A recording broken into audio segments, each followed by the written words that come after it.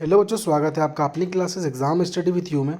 बच्चों, हम लोगों ने जो है अभी तक जो है कक्षा 12वीं के भूगोल विषय के लिए आप लोग सिर्फ भूगोल विषय लेके चलिएगा, ठीक है। क्योंकि देखिए कक्षा 12वीं को हम लोग लेके चलेंगे तो एक सिलेबस कर रहे हैं हम लोग कक्षा 12वीं का, परंतु इसमें जो चैप्टर लिए गए हैं, जो मिलाए गए, शामिल किए गए हैं, इसके सम्मिलित किए गए हैं, उन सभी चैप्टर से काफ़ी सारी जो कॉम्पिटिशन एग्जाम होती है उसमें भी काफ़ी सारे जो है वो टॉपिक उठाए जाते हैं यहाँ इन चैप्टर से, एनसीईआरटी चैप्टर से, ठीक है। तो अगर आप लोग दोस्तों नए हैं अगर चैनल पे, तो प्लीज़ चैनल को सब्सक्राइब करना ना भूलिएगा।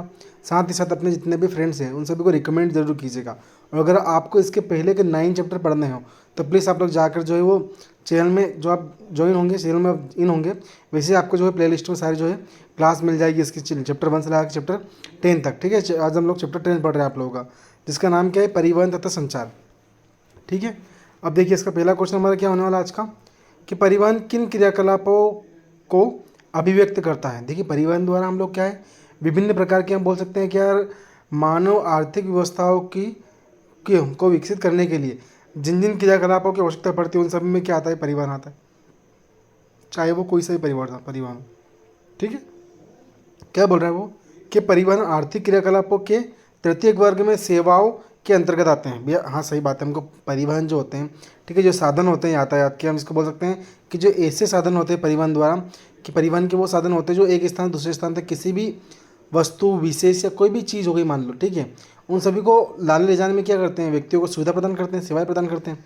तो इनको हम कौन से क्षेत्र में रखते हैं, तृतीय क्षेत्र में रखते हैं, है ना, जिसमें पदार्थों वस्तुओं के लोगों को एक ऐसे स्थान से दूसरे स्थान तक पहुंचाया जाता है, ठीक है। परिवहन के 3 प्रमुख प्रकार हैं। पहला है स्थल, सड़क, रेल व पाइपलाइन परिवहन, ठीक है, मतलब क्या है, सड़क द्वारा, ठीक है, और रेल द्वारा, पाइपलाइन परिवहन द्वारा। दूसरा है जल अंतः स्थलीय व महासागरीय परिवर्तन, मतलब समुद्र मार्ग द्वारा, ठीक है, जल मार्ग द्वारा। तीसरा है वायु अंतर्देशीय, घरेलू व अंतर्राष्ट्रीय परिवहन, मतलब जो हम लोग वायुयान द्वारा जो भी एक स्थान दूसरे स्थान तक वस्तु और सेवाओं का आदान प्रदान करते हैं। अगला क्वेश्चन हम लोग का है, पाइपलाइन परिवहन से लाभ एवं हानियों की विवेचना कीजिए। तो देखिए पाइपलाइन के द्वारा द्रव्य एवं गैसें, खनिज तेल, परिष्कृत पेट्रोलियम, प्राकृतिक गैस तथा पेयजल आदि को परिवहन किया जाता है। एक बार पाइपलाइन बिछा देने के बाद इससे प्रचालन होता रहता है, मतलब कंटिन्यू हम लोग उस वस्तु का आयात निर्यात कंटिन्यू तरीके से निर्यात मतलब भेजते रहते हैं उसको, है ना। यह सस्ता व सुगम साधन है। इसे जल, थल, मरुस्थल, पर्वत, वन कहीं से भी निकाला जा सकता है, ठीक है। फिर भी कुछ हानियां भी इस परिवहन के प्रचालन में आती है, जैसे इसकी क्षमता नहीं बढ़ाई जा सकती, जो एक बार आपने डाल दी वही रहेगी। भाई मतलब पाइपलाइन हम लोगों ने एक बार बिछा दी, या उसको अगर ज़मीन में मान लो उसको अंतर्गम ने ढक दी, ज़मीन के अंदर उसको डाल दी हम लोगों ने, तो क्या उसकी क्षमता में घटाए बढ़ा सकते हो क्या, नहीं ना, उसको फिर से नया करना पड़ेगा हम लोगों को। घटाना है तो छोटे पाइप डालना पड़ेंगे, बढ़ाना है तो बड़े पाइप डालने पड़ेंगे हम लोगों को, है ना। फिर भी कुछ हानियाँ भी इस परिवहन के प्रचालन में आती है, जैसे इसकी क्षमता नहीं बढ़ाई जा सकती है। दूसरा पॉइंट बोल रहा है भूमिगत होने के कारण मरम्मत कार्य में दिक्कत आती है, मतलब खुदाई करनी पड़ती है, ठीक है। तीसरा क्या है, सुरक्षा की दृष्टि से उपयुक्त नहीं समझी जाती है, क्यों, अंदर होती लीकेज भी हो सकती है, मान लो गैस का रिसाव भी हो सकता है, ब्लास्ट हो सकता है, ठीक है। रिसाव का पता लगाना कठिन होता है, किस जगह से रिसाव हो रहा है हमको कैसे पता चलेगा इसमें, है ना। फिर अगला क्वेश्चन है, संचार से आपका क्या तात्पर्य। देखिए ये क्वेश्चन मतलब बोर्ड एग्जाम में हर एक साल छोड़ के आता है, बोल सकता हूँ कंटिन्यू आता ही आता है। तो आप इस क्वेश्चन को जो है 101% पढ़ने की कोशिश कीजिए, मैं फिर बोल रहा हूँ आपको, और बहुत ईजी लैंग्वेज में इसमें, है ना।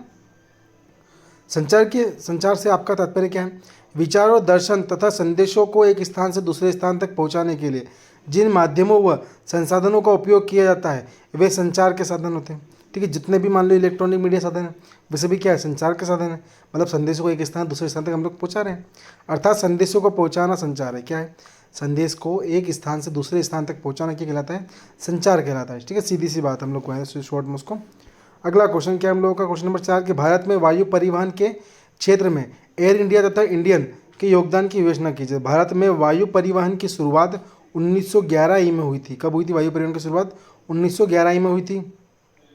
स्वतंत्रता प्राप्ति के बाद देश में एयर अथॉरिटी ऑफ इंडिया वायु परिवहन का प्रबंधन व प्रचालन करता था, ठीक है। प्रबंधन में एयर इंडिया यात्रियों तथा नौभार परिवहन के लिए अंतर्राष्ट्रीय वायु सेवाएं प्रदान करती थी, जबकि इंडियन घरेलू अथवा अंतर्देशीय उड़ानों के लिए उपयोग में लाई जाती थी। इसे कुछ समय पहले तक इंडियन एयरलाइंस कहा जाता था।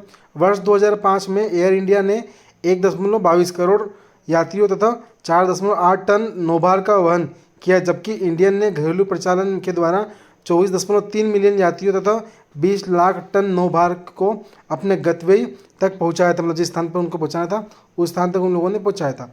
ठीक है बेटा, अगर आप लोग क्लास पसंद आ रही हो तो प्लीज़ आप लोग चैनल को सब्सक्राइब करना ना भूलिएगा और अपने जितने भी फ्रेंड्स हैं उन सभी को रिकमेंड जरूर कीजिएगा। ठीक है, थैंक यू सो मच।